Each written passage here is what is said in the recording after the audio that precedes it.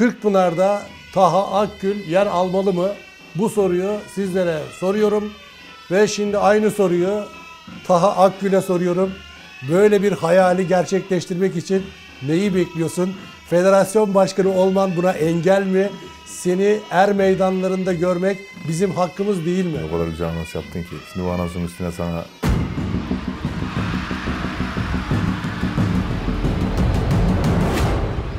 Tarihin en büyük güreşçilerinden bir tanesiyle yan yanayım. Bu kişi sadece Türkiye'nin değil, bütün dünyanın en büyük güreşçilerinden bir tanesi.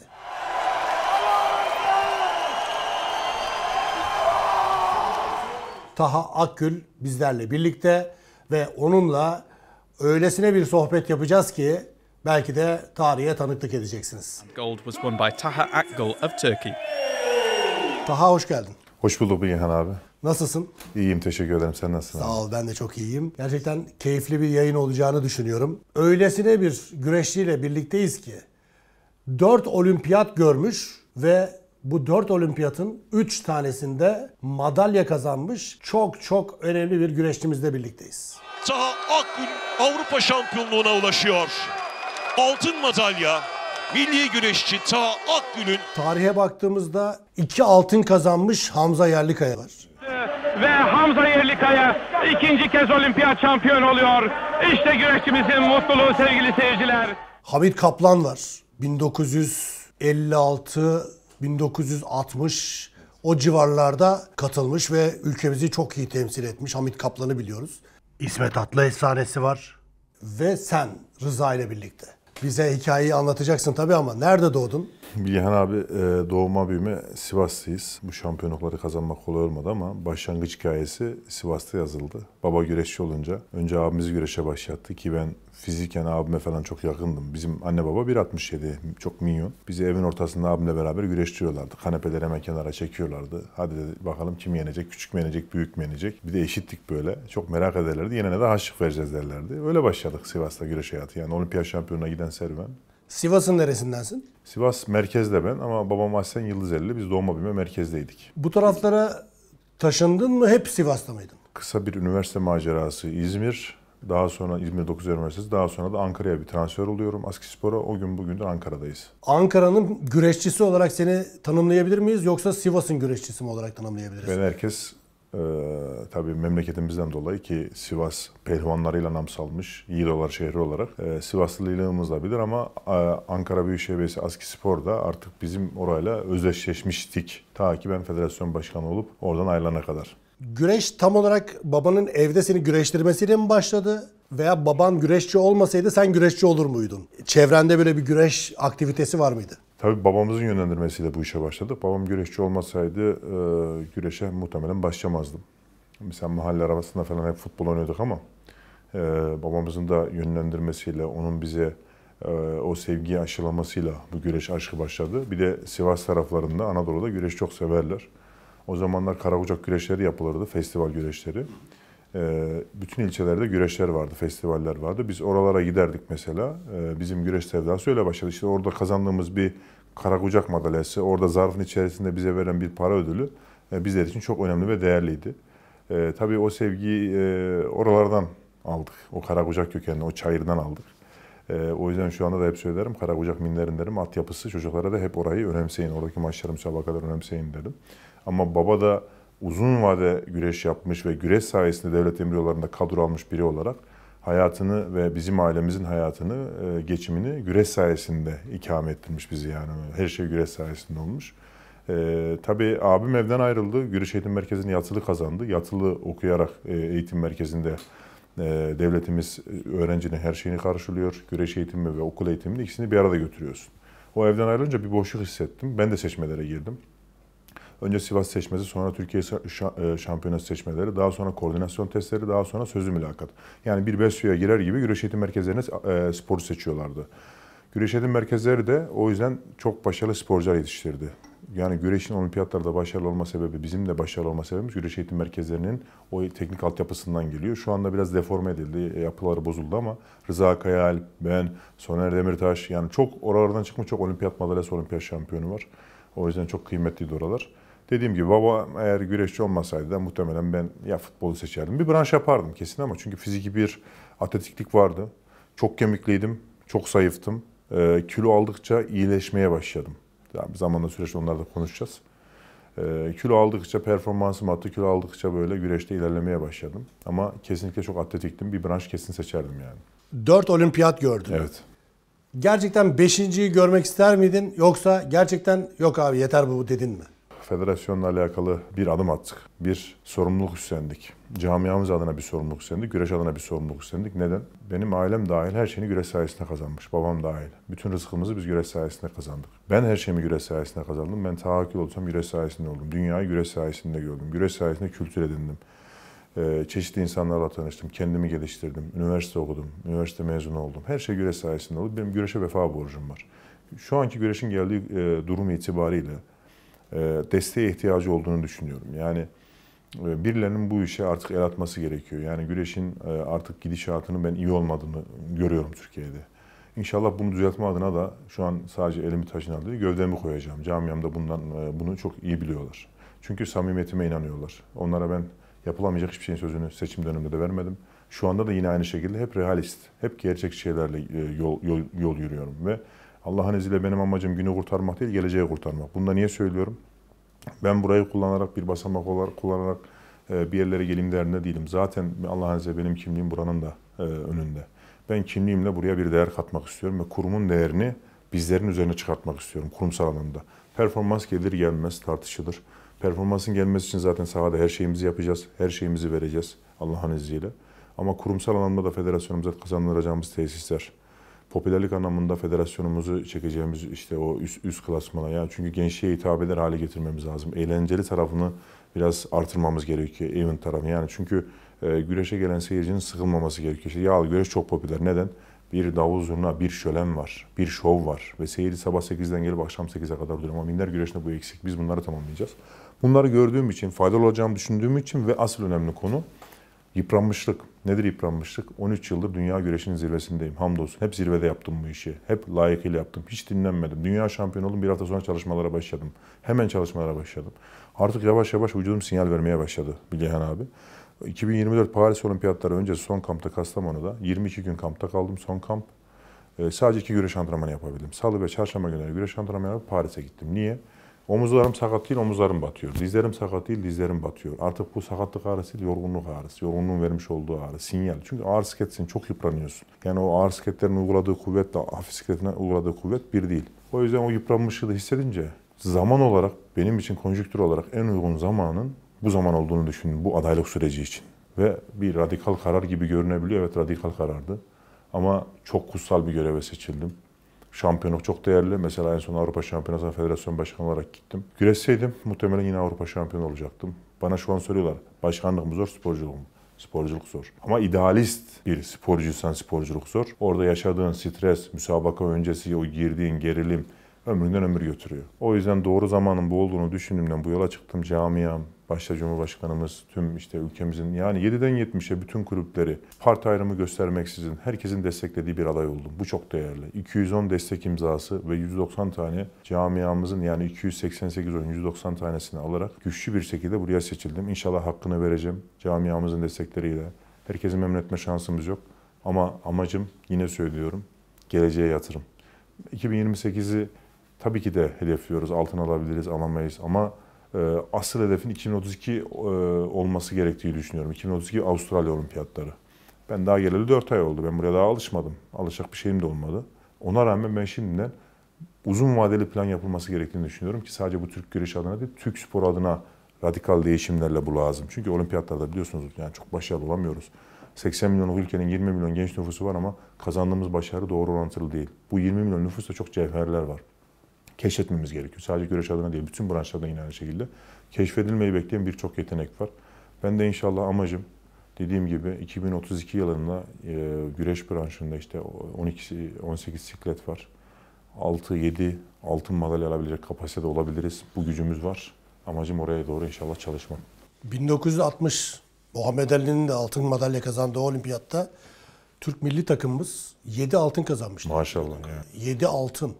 O zamanları hedefliyorsun o zaman. Yapabiliriz. Niye olmasın yani bu Anadolu toprağında bu var. Bu mayamız var. Güreş Türk'ün DNA'sında, geninde bu var yani yapabiliriz. Yeter ki o yetenekleri doğru bir şekilde keşfedip sahaya entegre edelim. 36 yıldır Greco-Romen'de ilk kez olimpiyatlarda madalya kazanamadık. Evet, 2024 öyle, evet, Paris evet, olimpiyatları. evet, ilk kez. Bu nasıl yani eksik olan ne olmuş olabilir ki yani? Olimpiyat çok farklı bir havası var. Yani samimi olmak gerekirse herkesin kaldırabileceği bir atmosfer değil. Ben arkadaşlara hep söylüyorum bunu. Avrupa Dünya Şampiyonu olabilirsin ama asıl er meydanı orası. Orada öyle bir hava var ki, orada öyle bir stres var ki. Mesela ben de 2012 Londra Olimpiyatlarına gittiğimde 21 yaşındaydım.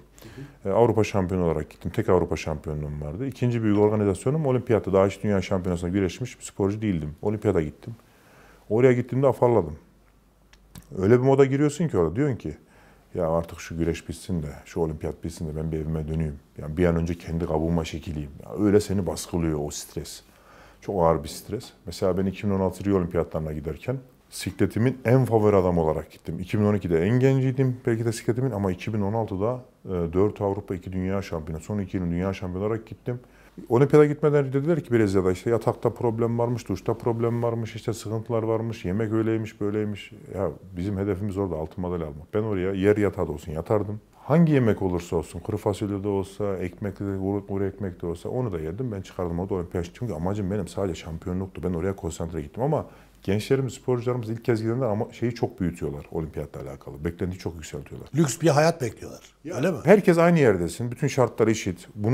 Zaten olimpiyatın havası burada. Yani din, dil, ırk ayrımı yok. Bütün sporcular aynı yerde. Çok güzel bir ambiyans var. Beklenti çok yüksek. Yani dünyanın en popüler sporcularıyla yani milyon dolarlık sporcularla beraber aynı yerde yemek yiyorsun, işte sporunu yapıyorsun falan. Beklenti biraz yükseldiğinde oraya gidip ufak tefek bir aksilik gördüklerinde ya bu muymuşa eğer düştüğün anda olimpiyattaki beklenti bir anda aşağı düştüğünde ambiyans seni çarpıyor. O yüzden de olimpiyatta başarısız söylüyoruz. Greco-Romen'de de tarihte ilk kez 36 yıl sonra böyle olmuş. Ama Allah'ın izniyle biz toparlayacağız. Şu anda Greco-Romen ve kadın takımımız bir tık daha böyle jenerasyon anlamında iyiyiz. Serbest takımında biraz Dağıstanlılar tüm dünyaya yayıldılar. Biliyorsunuz UFC'de, MMA'de de yine aynı şekilde hep Dağıstanlı. Serbest güreşte de Dağıstan dünyanın mevla yani oradan hep yetişiyor. Avrupa hep transfer etti. Fransa'da, Almanya'da, Slovakya'da, Slovenya'da, Belçika'da, Bulgaristan'da, aklınıza gelebilecek Azerbaycan'da bütün bu ülkelerin hepsinde artık Dağıstanlılar var. Bisiklette artık bir Rus sporcuyla değil biz 7-8 tane Dağıstanlı'yla yarışmak zorunda kalıyoruz. Biraz rekabet serbestte çok zorlaştı. Dağıstan deyince, UFC deyince çok ilginç bir konu var. Benim duyduğum kadarıyla Dünya Güreş Federasyonu size bir yazı göndermiş ve MMA'yi, amatör MMA'yi biz kendi kontrolümüzün altına aldık. Dünyada artık amatör MMA izinlerini biz vereceğiz gibisinden bir açıklama yolladı size. Sizin Türkiye'de böyle bir girişiminiz olacak mı? Bununla ilgili ne düşünüyorsunuz? MMA Güreş Federasyonu'nun çatısı altında bir şube olacak mı? Dünya Güreş Federasyonu'nun bize gönderdiği resmi yazı bunu söylüyor. Bu doğru değil mi? Evet doğru. Resmi yazı geldi bununla alakalı. MMA branşının da artık Dünya Güreş Federasyonu'nun çatısı altında olacağı, amatör anlamda da organizasyonlara artık Dünya Güreş Federasyonu'nun yapacağı yazısı bizlere geldi. Hatta ilgilenen federasyonların da acil bir şekilde ivedilikle bizlere yazı göndermesi gerekiyor diye bize yazı gönderdiler. MMA'in de hemen hemen %60-%70'i güreş. Bilmeyenler için söyleyeyim. MMA Mixed Martial Arts yani karma dövüş sanatları. Böyle kafes dövüşü o halk arasında bilinir.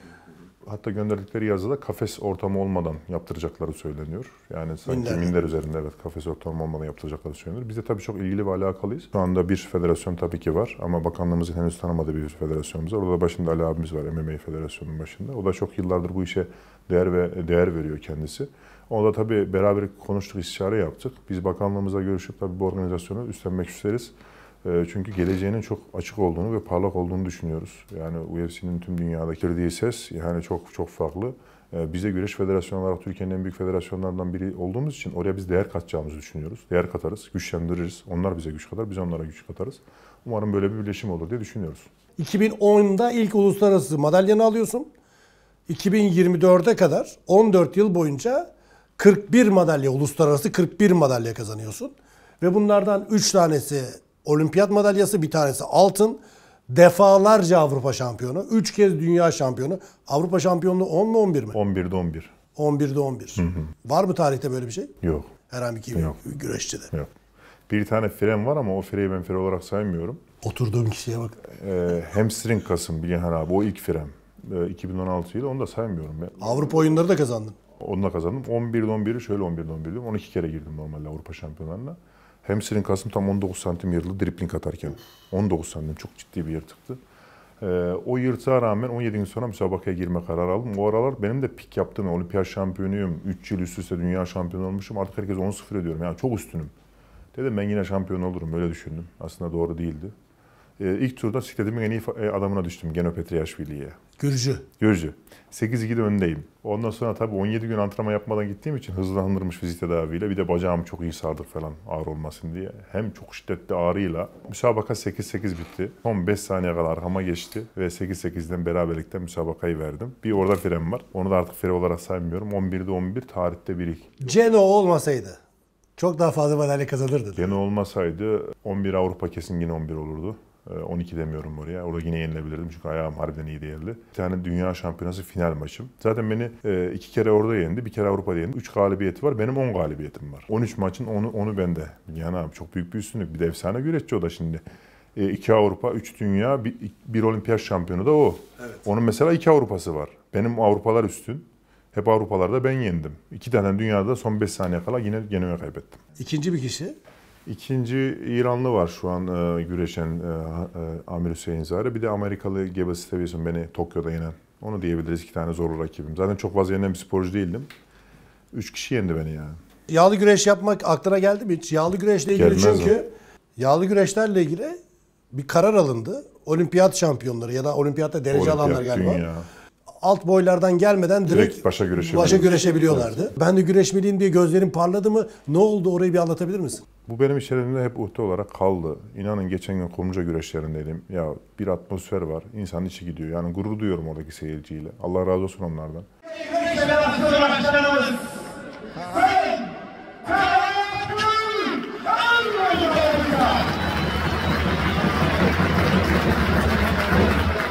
Yağlı güreş de gerçekten benim böyle ruhuma dokunuyor. Hissediyorum yani o davul, zurna, o davulun hızlanmasıyla temponun yükselmesi falan, bunlar çok güzel şeyler. Bir de fizik yapım çok müsait ve yağlı güreş severler. Beni oraya yakıştırıyorlar. Yakıştırmasalar, çünkü çok minlerden çok şampiyon olanlar oldu. Ağır siklette 97 kiloda, yani benden bir ağır siklette çok şampiyon olanlar oldu. Onlara böyle bir rağbet olmadı. Fakat bana böyle bir rağbet var. Özellikle ben oraya geldiğimde biliyorlar bir fark yaratacağımı. Onun farkındalar. Halen de şimdi Kumruca'da bile gelip bir sürü söylen oldu. Ya şuraya illa bir gel, şuraya illa bir gel falan diye. İbrahim Başkan da, İbrahim Türküş Başkanımız. Çok isterdim. Sana diyor yedireceğiz diyor kısmet. İbrahim Başkan hala söylüyor. Geleneksel Güreşler Federasyon Başkanımız. Ve içimde de bir uhde, bilmiyorum vallahi, o kaldı öyle. Normalde yapabilir miyiz? Yapabiliriz. Yani abi, yani halen daha güreşi yeni bırakmış durumdayız. Fakat dediğim gibi böyle bir göreve başladık. Bir yol seçtik. İçimizde uhde olarak kalacak öyle. Bence ukde olarak kalmamalı. Kalmamalı mı? Kesinlikle kalmamalı. Ya işte. Şöyle söyleyeyim. Taha Akgül Kırkpınar'da bu sene güreşecek diye bir manşet haber düşünüyorum. Herhalde seyirci rekoru kırarsın. Kırılır abi. Şundan dolayı kırılır. Şimdi Ali Gürbüzler var, İsmail Balabanlar, Orhan Okulular. Valla rekabet izlenir. Yusuf var şimdi. Böyle çok büyük. Her maç ayrı bir rekabet tabii. İnanılmaz bir rekabet var içeride. Mustafa Taş var. Onlarla yaptığım her maç. Onlarla yapacağın mücadeleden dolayı inanılmaz bir beklenti olur. Alkışlıyorlar diyelim maşallah. Allah derman versin. Şimdi herkes senin yenebileceğine mi inanır? Yoksa bence Taha kaybeder. Ali kazanır, İsmail kazanır mı? İnanılmaz bir merak uyandırmasıyla, şöyle söyleyeyim, stadyumda atıyorum Er Meydanı'nda bir 30 bin kişi varsa bir 30 bin kişi de dışarıda kalır diye düşünüyorum. Bence bu fikrini gözden geçirmelisin. Bu arada birinci turda elensen bile, çünkü yağlı güreş bambaşka bir şey. Farklı sanat. Çok başka bir sanat. Elensen bile pes etmeyip bir yıl sonra kendini daha çok tecrübelendirerek piyasa güreşleriyle birlikte ertesi sene Kırkpınar'da çok büyük şans yakalayamaz mısın? Zaten şöyle Bilgehan abi, eğer oraya girersek o kemer almadan bırakmamız olmaz. Yani girersek güreşiriz. Yani ben elimden engel var mı? Şu ana kadar yok. Hiçbir engel yok. Ben şu ana kadar girdiğim her işte en iyisini yapmaya çalıştım. Oraya da girersem bunun sanatıysa sanatı öğrenirim yani. Sıcağı ise sıcağı, hiç problem yok. Zaten minlerden gelen bir avantajımız var. Minlercelerin orada puanlamada çok büyük avantajı var. Çok büyük bir avantajı var. Bastıran galipte biz avantajlıyız. Fakat kısmet işine girdiğinde, sıcak hava etkin olduğunda özellikle yağlı güreşi iyi bilenler bizi yıpratabilir. Bizi şu anda her kim izliyorsa çok önemli bir soru geliyor. Taha Akgül 665. Kırkpınar Yağlı Pehlivan güreşlerinde yer almalı mı, almamalı mı? Bu sene artık geçti 664. Seneye Kırkpınar'da Taha Akgül yer almalı mı? Bu soruyu sizlere soruyorum. Ve şimdi aynı soruyu Taha Akgül'e soruyorum. Böyle bir hayali gerçekleştirmek için neyi bekliyorsun? Federasyon başkanı olman buna engel mi? Seni er meydanlarında görmek bizim hakkımız değil mi? İki farklı federasyon, hiçbir engel yok. Yani yapılabilir. Ama tabii büyüklerimize de danışmamız gerekiyor. Bizim artık bir sorumluluğumuz var biliyorsunuz. Yani inanın şu an sen anons ederken bile heyecanlanıyorum. Yani oraya renk getirmek, yani renk getireceğimi düşünmek bile gurur verici. İnsanların bunu söylemesi, takdir etmesi gurur verici. Ama büyüklerimize danışmak lazım. Biliyorsunuz emek de ayırmak lazım. Yükümüz çok fazla güreş federasyonu olarak. Yani Ayrıldı federasyonlar. Bundan memnun musun? Keşke benim güreş federasyonumun çatısı altında olsa mı diyeceksin? Şöyle, yağlı güreş gerçekten çok büyük bir ivme yakaladı İbrahim Başkan'la beraber. Şahin abiyle İbrahim Başkan'a güzel bir ivme yakalattılar. Onların adına çok sevmişim. Fakat bizden biraz kayma oluyor oraya. Biraz ondan yana biraz endişemiz var. Sporcularımız biraz minlerden, özellikle yağlı güreşte günlük her güreşin ayrı bir harcağı, yolluğu, bedeli var. Orada biraz cazip gelmeye başladı. Bu biraz işte bizi yıpratmaya başladı. Zaten İbrahim Başkan'la beraber oturacağız inşallah. Hem Karakucak için hem yağlı için ayrı bir protokol yapıp birlikte Türk güreşini nasıl canlandırabiliriz? İki tane federasyon başkanı bir araya gelip güçlerimizi birleştireceğiz. Biz biriz. Aynı federasyonuz, güreş federasyonuyuz. Allah'ın izniyle bir araya geleceğiz. Onlarla da ikili protokolle hem minleri hem yağlıyı daha nasıl iyi bir yere getirebiliriz planını yapacağız. Peki Kırkpınar'da görecek miyiz? Abi ne diyeyim şimdi, o kadar güzel anons yaptın ki. Şimdi bu anonsun üstüne sana olumsuz bir şey söyleyemem. Dediğim gibi danışmak lazım, büyüklerimize sormak lazım. Sen istiyor musun onu söyle ta. Abi açık konuşmak gerekirse benim içimde yani ben istiyorum abi. Allah için istiyorum. Bakın Taha Akgül Kırkpınar'da 666'da güreşmek istiyor. Ama federasyon başkanı çok yoğun bir programı var. Yani amalar var. Şimdi oluru var mı yani? Bunun ben tamam sıkıntı yok ama bir de büyüklerimizin gözünden bir olur var. Hangi büyüğümüz istemez bunu ya? Soracağız. Hangi büyüğümüz istemez? Rıza Soracağız. Kaya Alp'in senin, yani Rıza'yı bilmiyorum da senin açıkçası bu konuda çok istekli olduğunla ilgili gözlerindeki ışıltıyı görebiliyorum. Rıza kardeşimize de sorarız bunu belki. Hem yağlı güreşimizi belli bir noktaya... Çünkü 34 yaşındasın. Evet. Yani daha çok yıllar var. Yapılabilir. 6-7 yıl daha bu işi yapabilirsin. Bence ya şu an acayip heyecanlandım. Beni de heyecanlandırıyor abi. Taha Akgül'ün er meydanında, yani saray içinde, dolayısıyla Türkiye'nin dört bir yanında paça bağlama ihtimali şu an belirdi, ben size söyleyeyim yani. Vallahi şu an görüyorum. Neyse daha fazla da beni de yağlı güreş yayınlarına geri döndürürsün. Vallahi doğru diyorsun. Gelirsin. Seni bekleriz artık o zaman. Sana anlattırırız. Çıta çok yükselir öyle. Ben işin içine girersek... İşte harbiden yükseltiriz. Yani inanılmaz olur. Ya düşünsene abi. Ali Gürbüz de Taha, İsmail Taha, Orhan Taha. Çok güzel maçlar çıkar. Her maç ayrı bir güzel olur, evet. Her maç ayrı bir güzel olur. Her maç ayrı bir ilgi çeker. 4 olimpiyat gördün. 3'ünde madalya kazandın. Bunu başarabilen 2 Türk'ten birisin. Diğeri de Rıza. Rıza'yı hiç kıskandığın zaman oldu mu? Yok abi, niye kıskanayım? Oldu mu ya? Yok. Böyle bir geçeyim, tek kalayım gibi. Yok abi. Stillerimiz çok farklıydı abi. O yüzden biz hiç o şeye girmedik. Yani aramızdaki o çekişme hiç olmadı. Hep tatlı bir rekabet oldu. Bir de Rıza'yla bizim muhabbetimiz yıllar boyu hiç böyle birbirimize ne saygısızlığımız ne sevgisizliğimiz olmuş. Hep beraber büyüdük aslında. 20 yaşından beri beraberiz. Her programda beraberiz, her ortamda beraberiz, her zorluğumuzda birbirimizin yanındayız. Geçmişte mesela biraz daha bu rekabet fazlaymış. Hani işte şampiyonlar arasında işte ben daha büyük şampiyonum, sen daha büyük şampiyonsun. Biz buna düşmek istemedik. Bu ayrıma ne camiayı, işte Tahacı, Rızacı, biz bu ayrıma kimseyi düşürmek istemedik. Rıza da bu bilinçteydi abi. 15 senedir her platformda o beni destekledi, ben onu destekledim. Seçim sürecinde yine aynı Bilgehan abi. Her gittiğim yere beraber gittik, sağ olsun beni inanın sahada o kadar destekledi ki şu anda da söylüyorum. Rıza kardeşim de aynı benim kadar o görevde beraberiz yani. Hiçbir farkı yok. Onun sözü benim sözüm. Bunu lafta olsun diye söylemiyorum. Benim yapabileceğim, yapamayacağım şeyler Rıza çok iyi biliyor. Oradaki hassasiyetleri çok iyi. Çünkü beraber bu süreci yönettik. Sahayı beraber gezdik. O yüzden dediğim gibi aramızda hiçbir çekişme olmadı. Olumlu anlamda da sağ olsun birbirimiz antrenman dahil antrenman sorusu da vardı galiba Rıza'yla. Evet. Onu da cevaplayayım. Greco-Romen'le serbest şimdi birbirinden çok farklı. Greco-Romen'de dik güreşiliyor. Serbest'te de eğik güreşiyor. Serbest'te ayağa girme, Greco-Romen'de ayağa girme yok. Şimdi Greco-Romenci arkadaşlarımız biraz elense mesela onlarda yok. Eğik güreşliklerinde biraz diyaframları zorlanıyor. Biz onları kondisyon açısından geliştiriyoruz. Greco-Romen güreşçiler de güç anlamında daha çok kuvvetli olmaları gerekiyor. Çünkü oyun yapmak çok zor. İş biraz üstteki kuvvete dönüyor.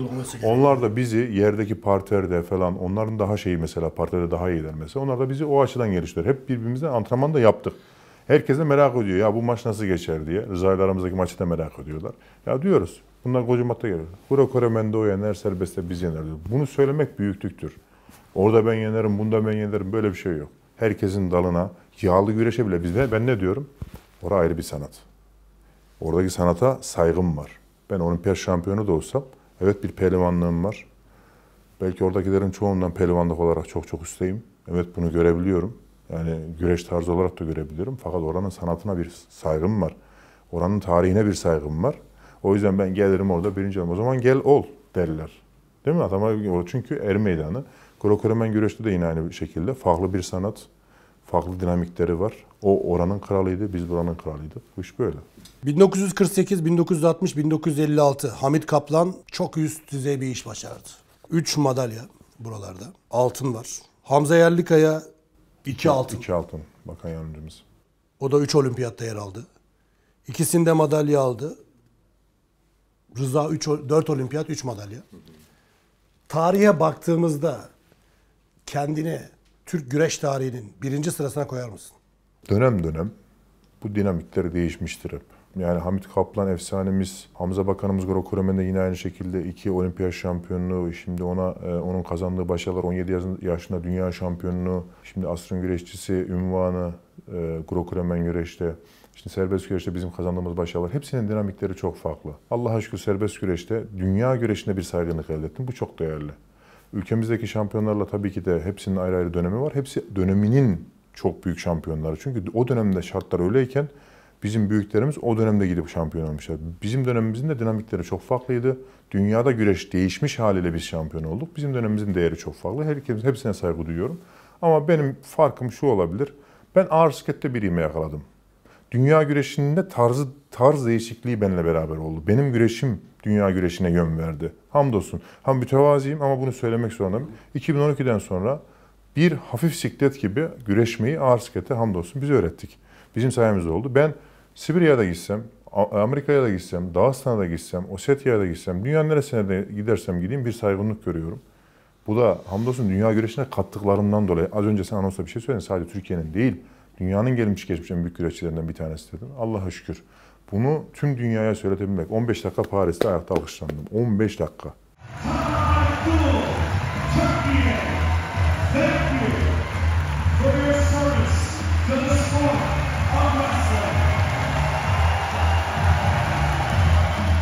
Hiç kimse oturmadan ben 15 dakika çıkana kadar, koridordan çıkana kadar ayakta alkışladılar. Çok büyük bir duygu. Bu sadece orada kazandığım üçüncülük, kazandığım madalyayla alakalı değil. Bir şey koydum ortaya ben, bir stil koydum, bir duruş koydum. Müsabakadan girişim, çıkışım, efsane olmak böyle bir şey. Sadece şampiyonluğun falan değil. Yoksa çok şampiyon var. Bütün ülkelerde var.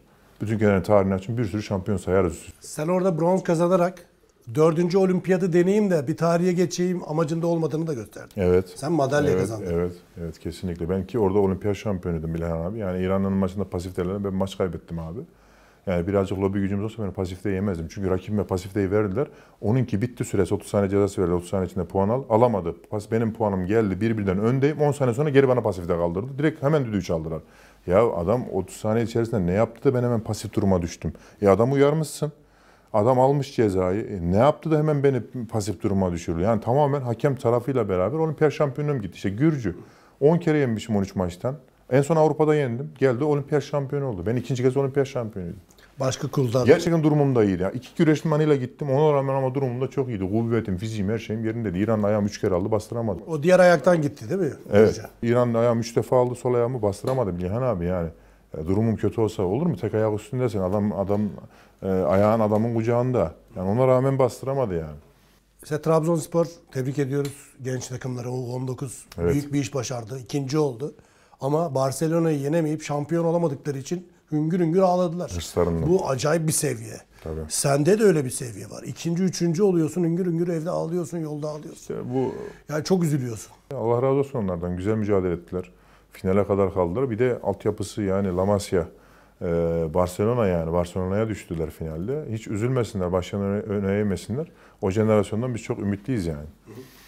Rıza'ya güreş yasağı geldiğinde nasıl haber aldın? Nasıl hissettin? Abi ilk öğrenenlerden biri biz olduk. Biz o dönemde tabii ki biraz sürecin aslında duyulmamasını biz istedik. O dönemde falan aslında paylaşım yapmak Rıza'ya faydadan çok zarar verirdi. Paylaşım çok yapıldı ama destek anlamında.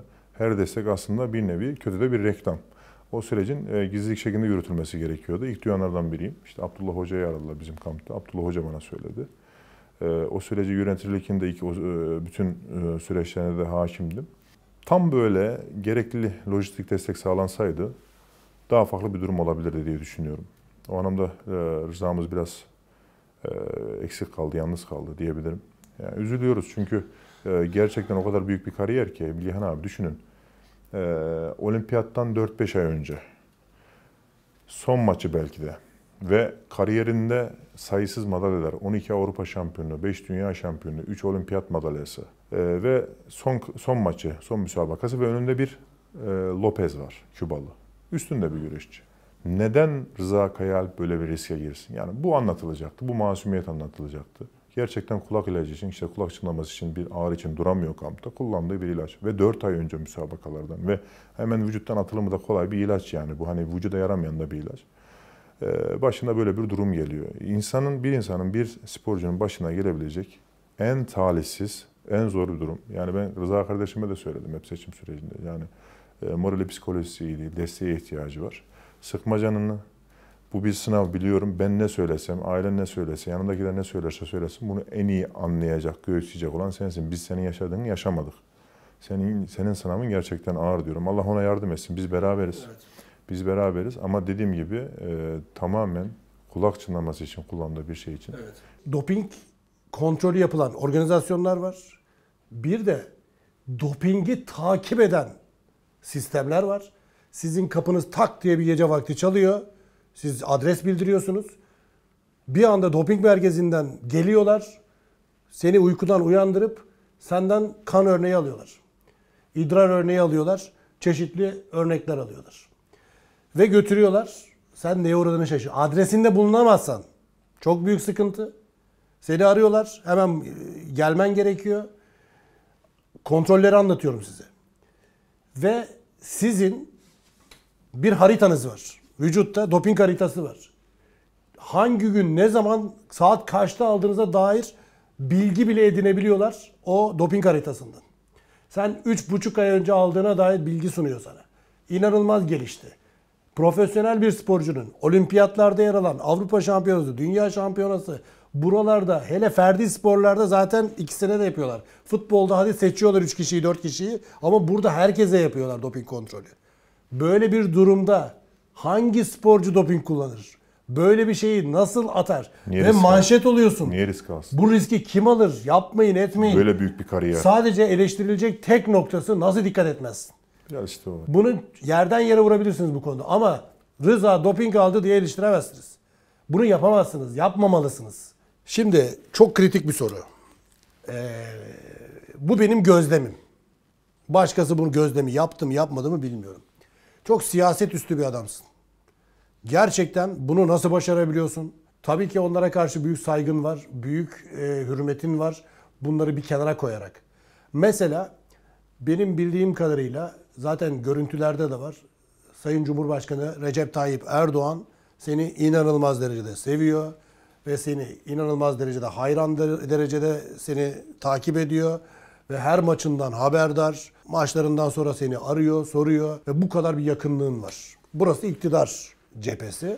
Muhalefet cephesinden de mesela Ankara Büyükşehir Belediyesi Mansur Yavaş. Onunla da mesela çok dost olabiliyorsun. Onunla da görüntüler paylaşabiliyorsun. Herkes bunlara cesaret edemiyor. Ve sen Tayyip Erdoğan'la da bir abi kardeş gibi olabiliyorsun. Mansur Yavaş'la da Bu gerçekten herkesin başarabileceği bir şey değil. Sana hiç uyarılar geliyor mu? İşte niçin onu paylaştın, niye onu paylaştın, bizim sporcumuzsun veya biz seni yetiştirdik gibisinden böyle sıkıntılar yaşadığın oluyor mu? Değerli insanlar, büyüklerimiz sağ olsunlar. Bizler sporcular olarak bu ülkenin herkesine mal olmuş, her kesime hitap eden insanlarız.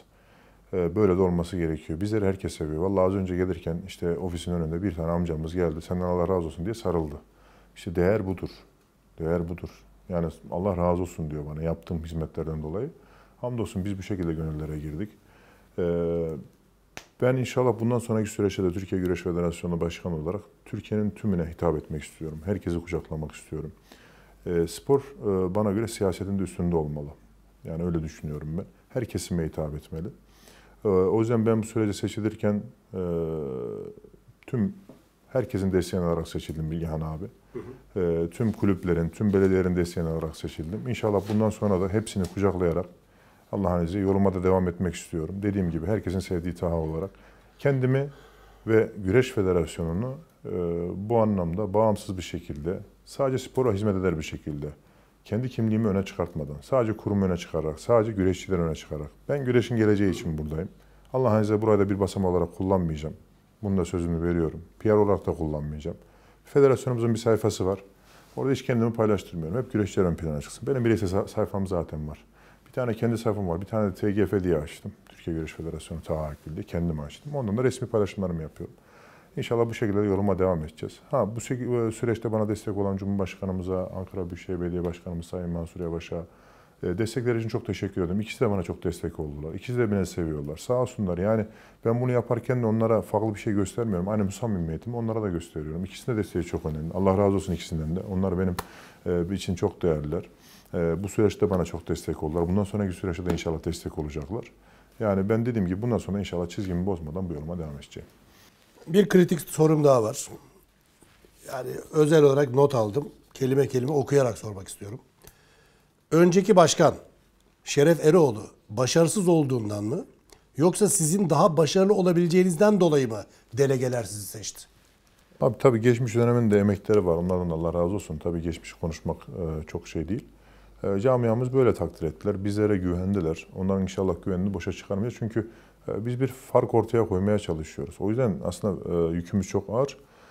Bunu da beklendiği çok aşırı yükselterek gitmiyorum. Realist olarak şimdi tamam ben Avrupa Dünya Olimpiyat şampiyonuyum ama hani sahada kendime mücadele etme şansım yok. Arkadaşlarımız müdahale edecek. Bizim elimizde sihirli değnek yok. Bir sistem ortaya koyacak zamana ihtiyaç var. Geçmişteki yönetimden de Allah razı olsun. Yani kim emek verdiyse buraya. Şimdi onları da eleştirmek burada doğru olmaz. Ama bizlerinden de onlardan bir fark gördükleri için de camiamız Taha bu işi yapabilir dedi. Bize güvendi. 210 destek imzası, 190 tane oyla bizi buraya seçtiler. Güçlü bir şekilde seçildik.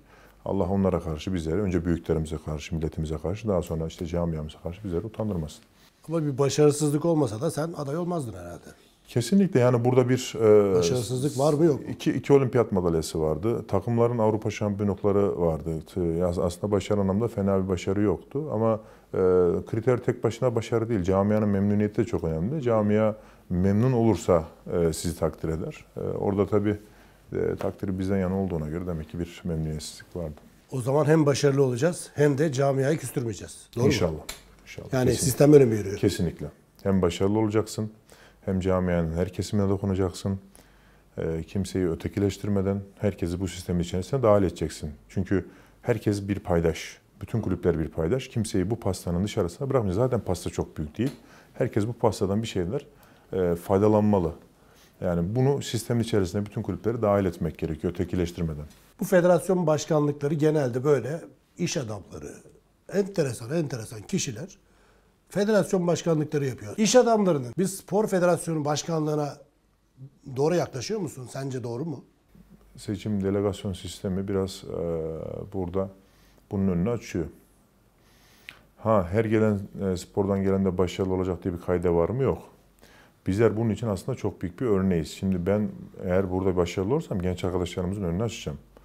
Bu çok değerli çünkü hani spordan gelip başarısı olan örnekler oldu sporun içerisinden. Çünkü yönetici idarecilik farklı bir alan. Burası farklı bir challenge, farklı bir meydan okuma.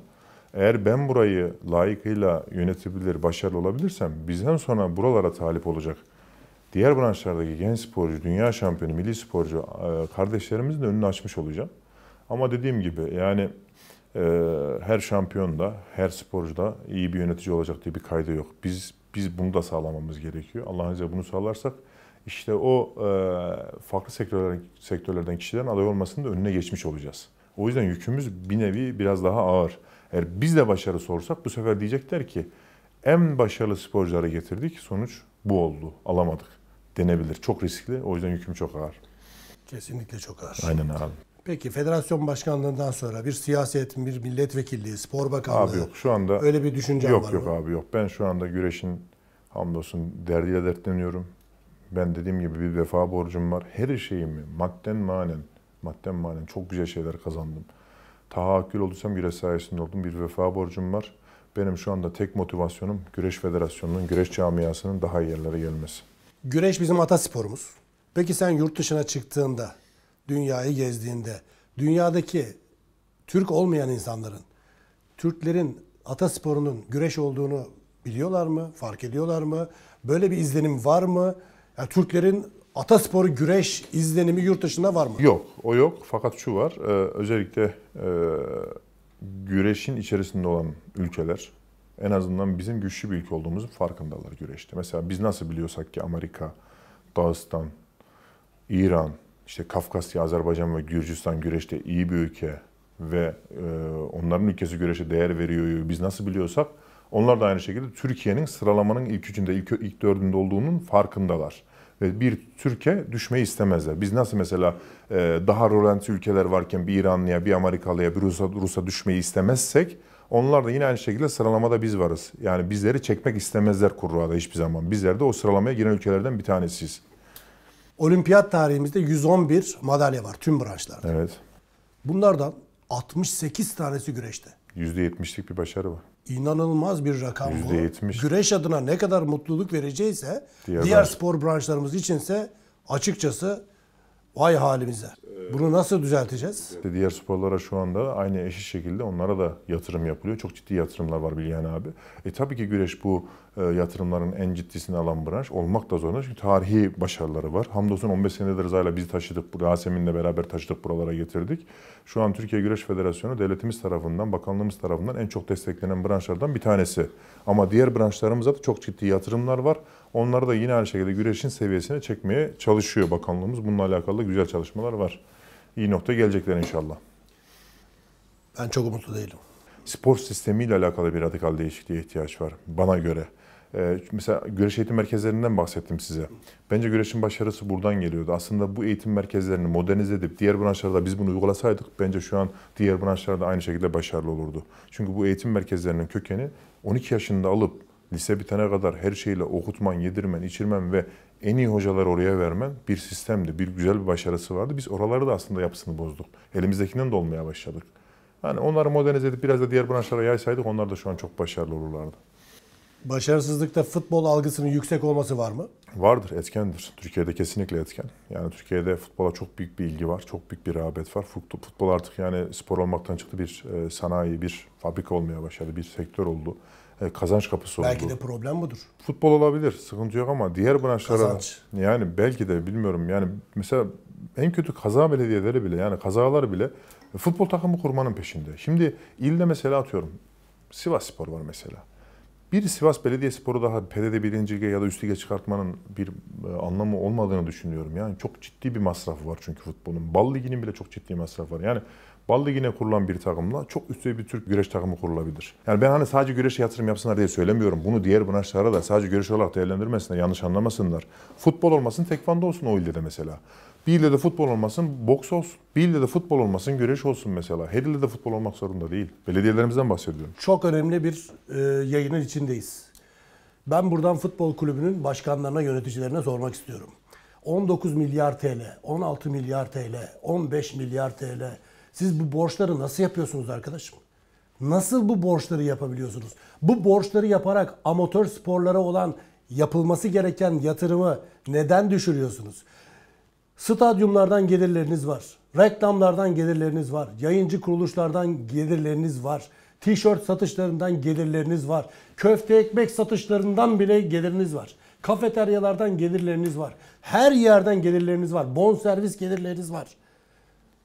Satın aldığınız futbolculara ödediğiniz bonservisleri bir sonraki açıklamanızda diyorsunuz ki biz o bonservisi ödedik ama öbür taraftan şu futbolcuyu satarak aldık diyorsunuz. Peki bu 19 milyar borç nasıl oluyor arkadaşım? Nasıl oluyor? Bunu bana bir anlatabilir misiniz? Ama bu kulüp başkanlarının, kulüp yöneticilerinin nedense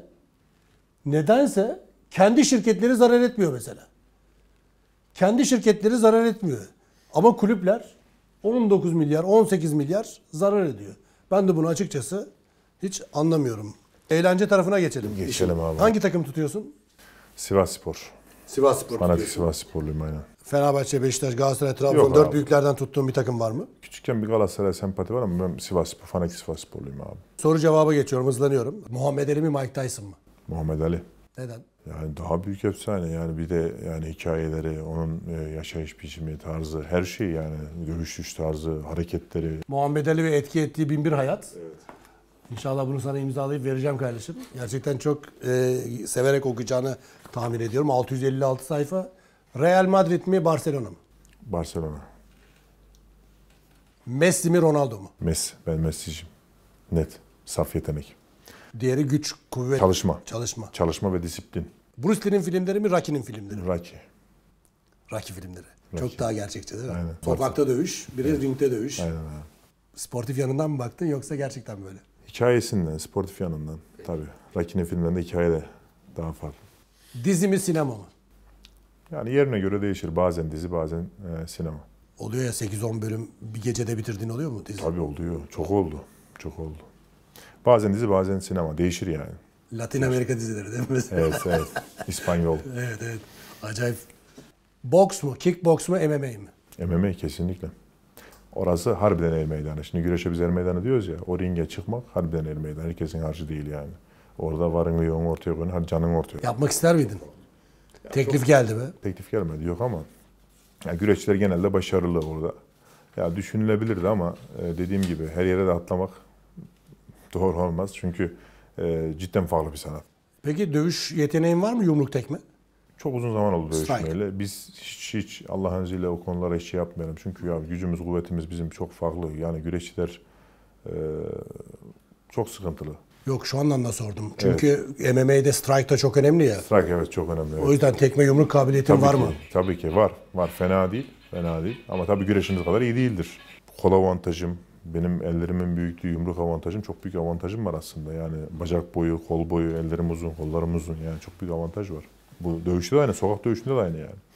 Kemal Sunal mı, Şener Şen mi? Ya ikisi de çok büyük sanatçımız yani. Birini söylemen gerekiyor.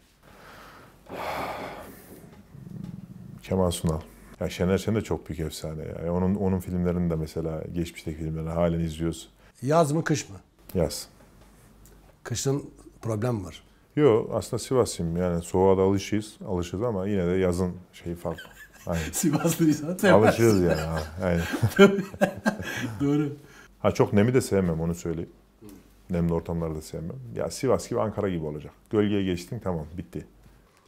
Peki Türkiye'nin gelmiş geçmiş en büyük sanatçısı sana göre kimdir? Bayılıyorum. Şarkıcı olabilir, oyuncu olabilir, tiyatrocu olabilir.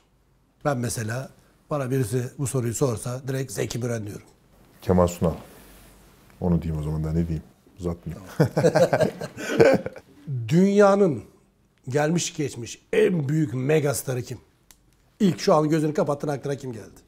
Ya hayatına kefil olmadığım kimseyi hani burada da söylemek çok istemiyorum işin açığı. Çok aklıma gelen çok büyük isimler var aslında sanatçılardan, Amerika'dan yetişmiş falan, Hollywood'dan falan starlar var ama hiçbirinin ne yaşantısına ne geçmişine kefil olmadığım için de aslında burada da çok Sanatını soruyorum ya. aklıma gelmiyor. Söylemeyin. Tamam. Ya şimdi onun da hayranı diye seni Aynen, kibritlemesinler yani, diye yani, yapıyorsun değil mi? Aynen abi. En sevdiğin yemek? En sevdiğim yemek. Hingel diyeyim Sivas'tan. Oo, ben de severim. Hingel. Et, tavuk, balık. Et. Net. Evet. Evet. Hiç kamptan kaçtın mı? Hiç kaçmadım. Harbi mi? Vallahi hiç kaçmadım. Hiç. O da arkadaşın kimdi en çok sevdiğin? Soner Demirtaş. Olimpiyat üçüncümüz. Makara mı oluyordu bayağı?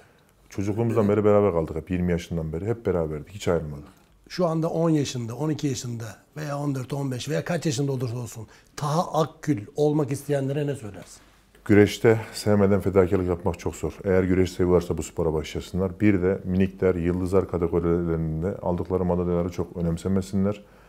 Hiç madalya alamadılarsa eğer de çok üzülmesinler ve motivasyonlarını kaybetmesinler. Başarının ne zaman geleceği belli olmuyor. Ben kendimden örnek vereyim. Ben minikler, yıldızlar ve gençlerde hiç madalya almadım. Sadece gençlerin son senesinde bir madalyam var.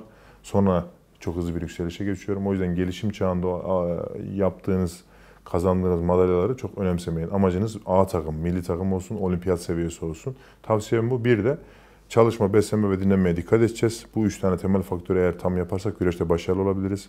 İyi antrenman yaptık, iyi besleneceğiz. İmkanlar doğrultusunda evde ne yemek varsa, aile ne yaptıysa onu yiyeceğiz.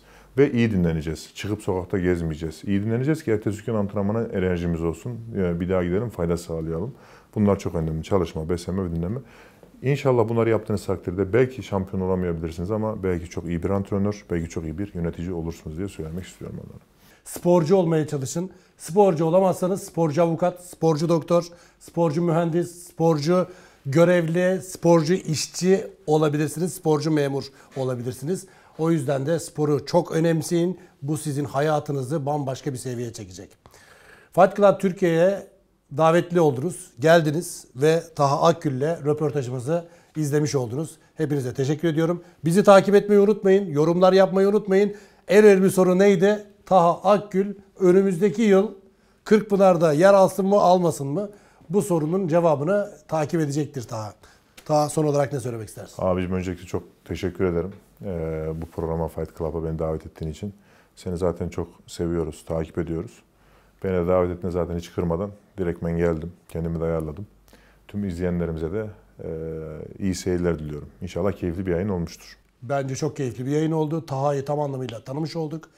Onun enlerini de görmüş olduk. Ve kariyerinde yaşadıklarını da. Ve kendisine çok teşekkür ediyoruz. Vaktini bize ayırdığı için sağ olsun, var olsun.